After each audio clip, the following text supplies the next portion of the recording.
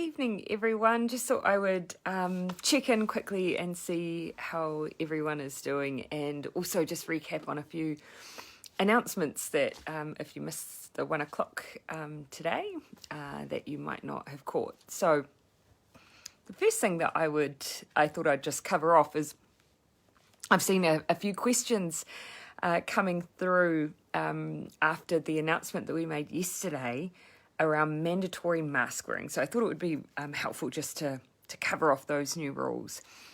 And previously, of course, we've asked people to wear masks on things like planes and buses, places where it's really hard to keep a decent distance from people. But as, of course, we've seen that we've been dealing with more infectious variants of COVID-19, it's just made sense for us to step up our mask use. So you might have seen that yesterday we announced that it's now mandatory for folks in alert levels like the one we're in right now, that when you go and access essential services, so things like if you have to pop to the dairy to get a loaf of bread, or you're going to the supermarket, when you're picking up those essential goods and having face-to-face interactions with people working in those places, you need to be wearing your mask. So just remember, when you pop out of the house to go and do something essential that you have to leave your house for, pop a mask on. So that's a basic way to remember those really important rules. Of course, we're hoping that you're not having to leave your home, though, other than those really essential things. So you'll remember a bit of exercise locally, taking a walk around the block, taking the kids out just to get a bit of fresh air. If you need to go and pick up food and items from the pharmacy or the supermarket, or of course, if you need to go and access essential medical care and things like cancer treatment and so on, all of those essential medical services are continuing. And the other reason to, of course, leave your house if you need to is to get tested. If you have cold or flu symptoms, or if you've been a contact and need to be tested, of course, we want you to go and do that.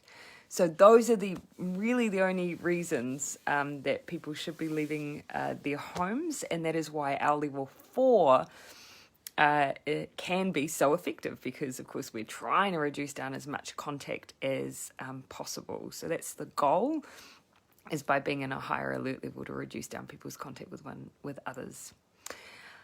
So that was the first thing I thought I'd cover off is mask use. The second thing I thought I'd cover off are some decisions that we've made around vaccination. So we announced today, of course you'll know that our vaccination clinics are back up and running again. We had a short pause just to make sure that they were running in a way that was safe in a level 4 environment, but they're all going again. So if you've got a booking and you haven't heard from your service provider, please go along. Your booking is still in place, and now we just need you to show up. If you are aged 40 plus, like me, then it's your turn to book. So jump online to bookmyvaccine.nz or call the 0800 number and grab yourself a booking.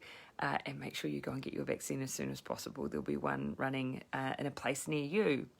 But what we announced today is that after approval from MedSafe and also a group of our experts who have told us it's safe to do so, we are now also making the vaccine available for 12 to 15-year-olds. Previously, we went up to age 16. That's where all the clinical trials had focused on young adults and adults.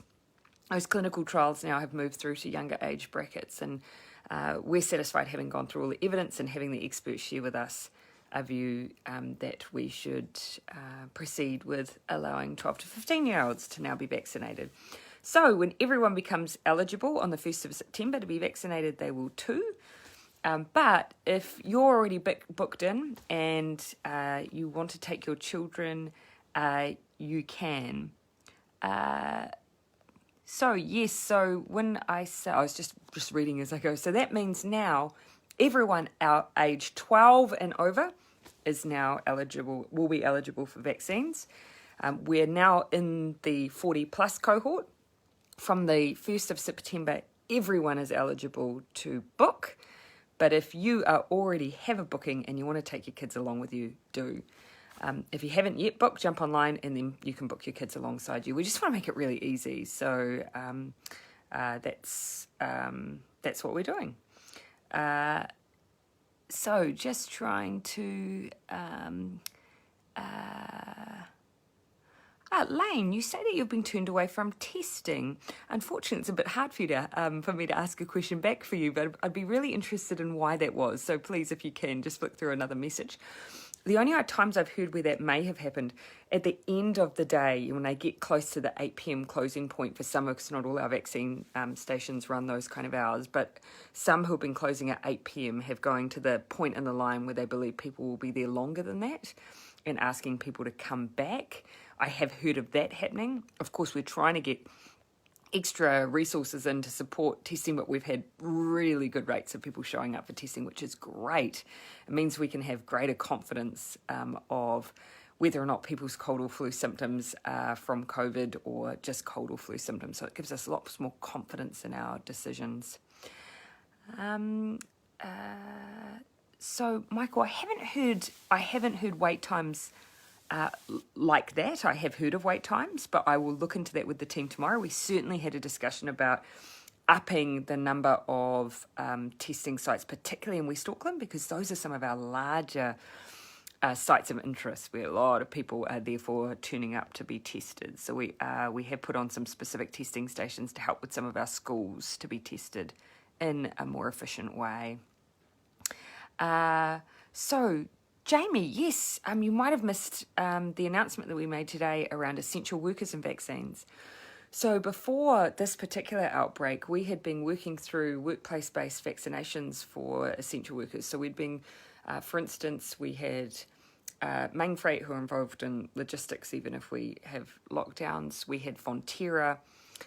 We had been working through fire and emergency and police, but we hadn't reached everyone. So now what we're doing is creating extra bookings for our essential workers. And so we're going to provide those vaccination bookings via their employers. So for instance, if you work for a supermarket, your employer will send through the details for you to be booked and to come in immediately. So we're going to try and move those essential workers as quickly as we can. We had actually started conversations with our supermarkets before this lockdown to try and prioritise our supermarket workers. And then this happened. So that doesn't mean we can't still do that, though. So that's what we're working on. Just flicking. Sorry, Sadhana, you've just said, how come 12 to 15-year-olds are getting jabs sooner than 30 to 20-year-olds? That's not true. 12 to 15-year-olds will all, as a block, become eligible at the same time as our younger group, which is from the 1st of September is the point at which just it opens up for everybody. But what I've just been saying is if their parents are already booked and they're already going along, we're just encouraging to bring their children. And the reason we're doing that is because they have to provide consent for their children to be vaccinated. So it's just a bit more efficient to do it that way with everyone together.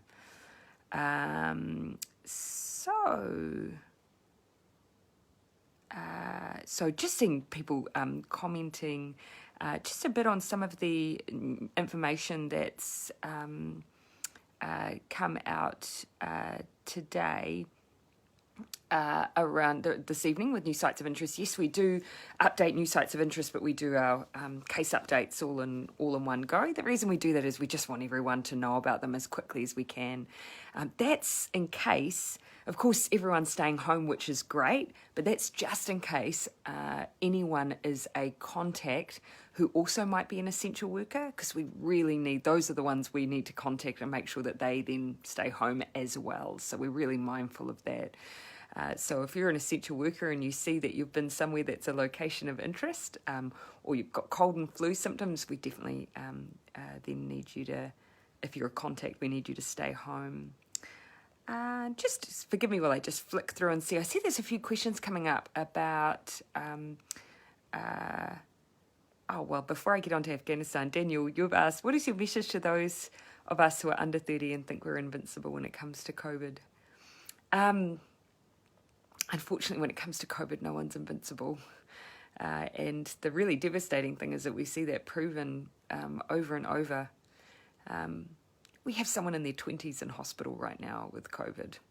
And so please get vaccinated would be my message.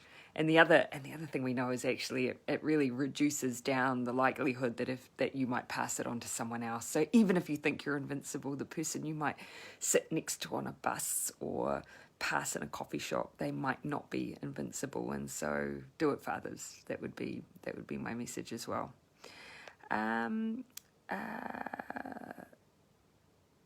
So where are the locations of interest from before the traveller arrived from New South Wales? Karen, I might be misunderstanding your question. There were some dates that were put up of locations of interest that predated when the case came in. And the reason for that is because at that point we hadn't narrowed down where the case had come from. And so our public health teams, when they get a positive case, will go and talk to and interview the person and say, best of your recollection, when do you think you started feeling sick?